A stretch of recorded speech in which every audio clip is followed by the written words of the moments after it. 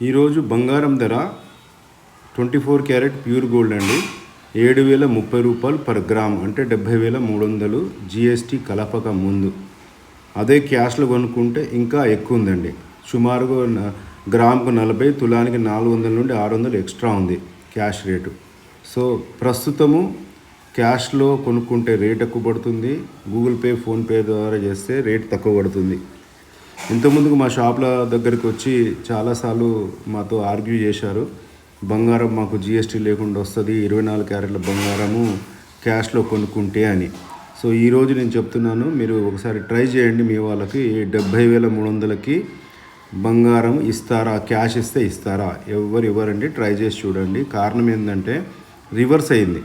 Cash rate ఎక్కువ, Google pay, PhonePe rate తక్కువ.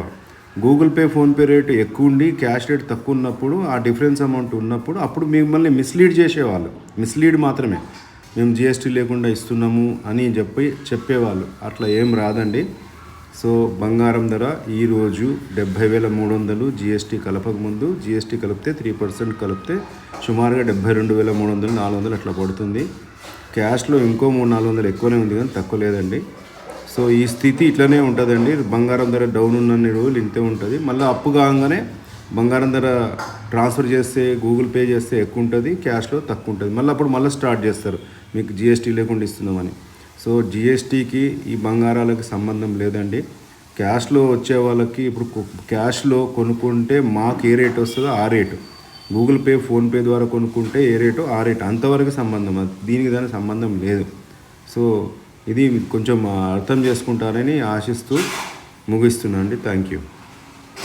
All my time I'm waiting you to answer the phone. Nothing seems to happen, but the last stage is gone. I hope somewhere your voice promises less and us more.